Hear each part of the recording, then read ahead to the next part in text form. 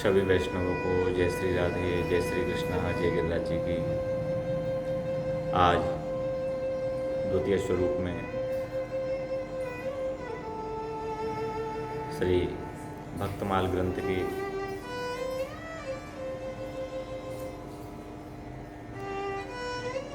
प्रभु श्री नारायण के द्वितीय अवतार पर परिचर्चा करेंगे।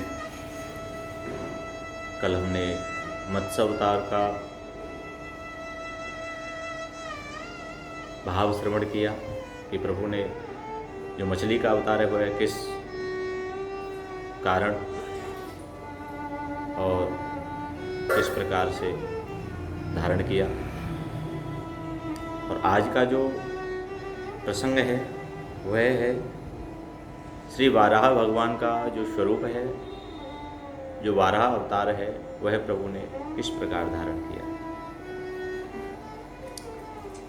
श्री कृष्णाय वासुदेवाय देवकी नंदनाय च नंदगोपकुमाराय श्री गोविंदाय नमो नमः।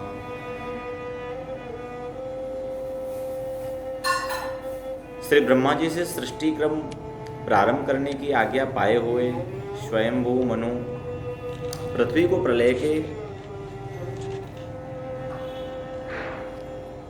एकांडम में डूबी हुई देखकर उनसे प्रार्थना की कि आप मेरे और मेरी प्रजा के रहने के लिए पृथ्वी के उद्धार का प्रयत्न करें। प्रभु, पृथ्वी का उद्धार कैसे होगा जिससे मैं आपकी आज्ञा का पालन कर सकूं। ब्रह्मा जी संदेह में पड़ गए और विचार में डूब गए। विचार करने लगे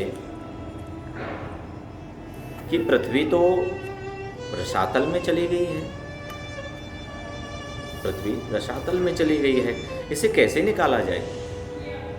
वे सर्वशक्तिमान श्रीहरि की शरण गए, प्रभु नारायण के समय शरण में गए और उसी समय विचारमग्न श्री ब्रह्मा जी की नाक से अंगुष्ठ मात्र एक वाराह का स्वरूप बाहर निकला, जिसको हम अपनी भाषा में शूकर कहते हैं। जब वाराह का स्वरूप बाहर निकला और क्षण भर में पर्वताकार विशाल रूप गजेंद्र के समान आकारमय हो गया, वह वाराह का स्वरूप, और जोर जोर से गर्जना करने लगा, दहाड़ मारने लगा। शूकर रूप भगवान पहले तो बड़े वेग से आकाश में उछले और जो वाराह भगवान हैं बड़ी जोर जोर से आकाश में कई बार गर्जना करते हुए उछले। सभी देवता देख रहे हैं, ये क्या विचित्र माया है, कौन है, क्या भाव है, क्या स्वरूप है इसका। और उनका जो शरीर था बड़ा ही कठोर, बहुत ही कठोर था। त्वचा पर कड़े कड़े बाल थे और सफेद दाढ़ें थी, उनके नेत्रों से तेज निकल रहा था।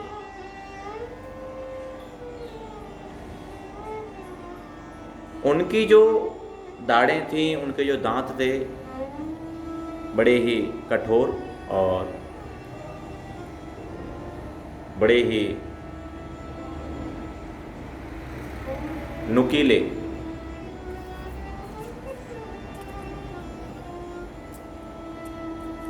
इस भयावह स्थिति को देख करके सभी देवता विचार करने लगे कि प्रभु ये कौन सा माया का स्वरूप है, ये क्या माया है। देवताओं को मालूम नहीं चला कि ये साक्षात नारायण है कि कौन है, क्या है।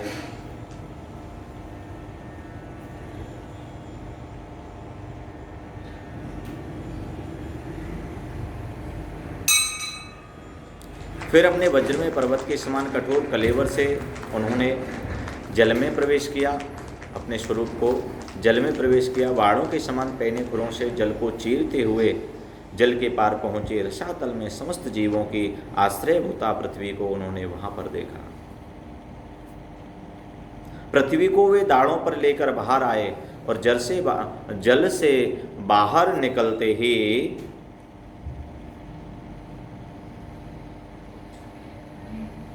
उनके मार्ग में विघ्न डालने के लिए महापराक्रमी हिरणाक्ष ने उन पर अपनी गदा से प्रहार कर दिया।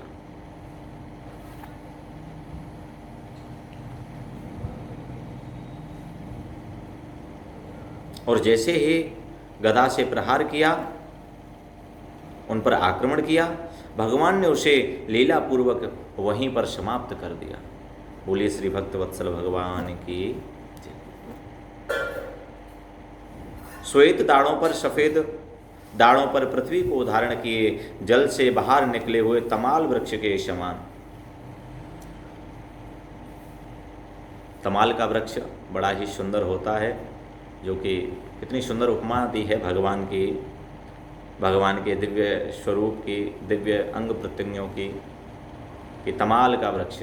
तमाल का वृक्ष ज़्यादातर ब्रजभूमि में, वैसे तो पहाड़ी पर्वतीय इलाकों में खूब पाया जाता है, लेकिन ब्रज में भी हमारे श्रीधाम वृंदावन में, गोवर्धन गिरिराज जी में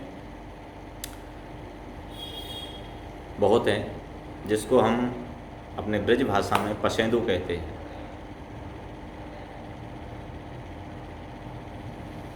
जिस प्रकार तमाल का वृक्ष रहता है, जिस प्रकार तमाल के वृक्ष का स्वरूप होता है, उसी प्रकार यहाँ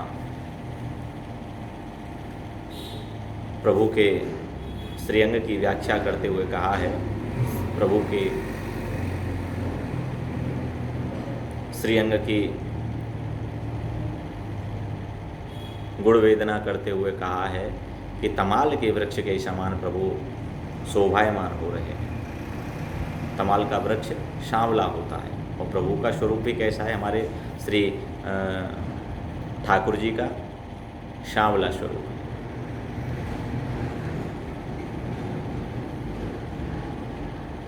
तमाल के वृक्ष के समान नील वर्ण वाराह भगवान को देखकर ब्रह्मादि को, सभी देवताओं को, श्री ब्रह्मा जी को यह निश्चय हो गया कि हो ना हो यह स्वयं साक्षात नारायण।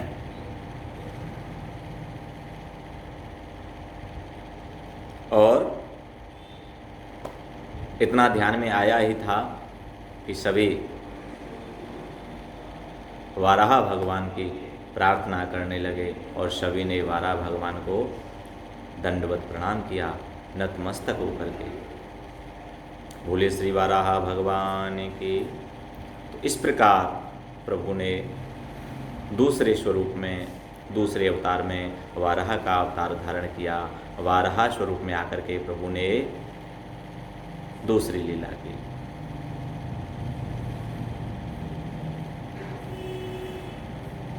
इसी प्रकार आप अगली हरि चर्चा और अगला जो भगवान का अवतार है वो अगले भाग में श्रवण करेंगे। इसीलिए आज तक के लिए आपके लिए जय श्री कृष्णा, जय श्री राधे, जय गिरिराज जी की।